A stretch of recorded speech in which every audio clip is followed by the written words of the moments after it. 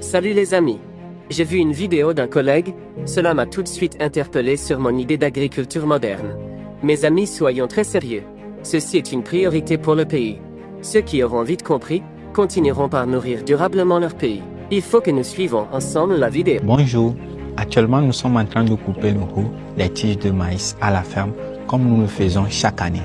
Pourquoi nous coupons le haut des tiges de maïs? La première raison est d'en faire l'aliment pour notre bétail. C'est une pratique simple, économique, très ingénieuse. Au lieu de laisser cette biomasse se perdre, nous la valorisons pour nourrir nos animaux. La deuxième raison est d'aérer le champ et de permettre un meilleur développement des autres cultures présentes sur la parcelle. Les années précédentes, nous cultivons principalement le soja. Cette année, nous avons choisi de mettre davantage l'accent sur le niébé, une légumineuse riche en azote qui présente un double avantage. Elle contribue à la fertilité du sol et nous permet d'avoir une source de fibres et de protéines pour nourrir notre bétail. À CIFAM, l'objectif est toujours le même: valoriser les ressources disponibles et créer un système agricole où les différentes productions se complètent. CIFAM spécialisé dans la reproduction, dans l'embauche des moutons sahéliens sera au Bénin, à Cotonou, plus précisément à Atropo-Kondie, ce 29 août 2026, pour une formation exceptionnelle.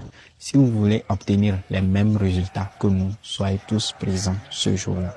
Pour une agriculture durable, nous devons tout faire pour éviter l'utilisation d'engrais chimiques dans nos productions agricoles. Il faut préconiser des méthodes naturelles de culture du sol. Par exemple, vous pouvez pratiquer la rotation des cultures en alternant avec des légumineuses qui enrichissent le sol en azote. L'utilisation de compost, de fumier bien décomposé ou de cultures de couverture est également très efficace pour améliorer la fertilité. Au Togo, la culture du soja a gagné en importance pour plusieurs raisons. D'abord, sur le plan agronomique, le soja aide à enrichir le sol en azote, ce qui est très bénéfique pour les cultures suivantes, comme le maïs par exemple. Ensuite, économiquement, le soja est devenu une culture de rente très lucrative, permettant aux agriculteurs de diversifier leurs sources de revenus et d'accéder aux marchés internationaux.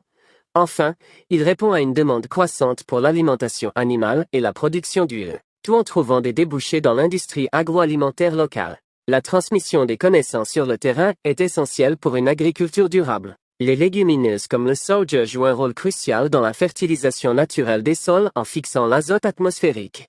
Avoir des formateurs permet de valoriser ces techniques agroécologiques et de réduire la dépendance aux engrais chimiques, ce qui est bénéfique à long terme pour l'environnement et la rentabilité des exploitations. Si nos vidéos vous plaisent, laissez-nous vos avis en commentaire. C'est ensemble que nous allons changer les mauvaises habitudes dans le pays.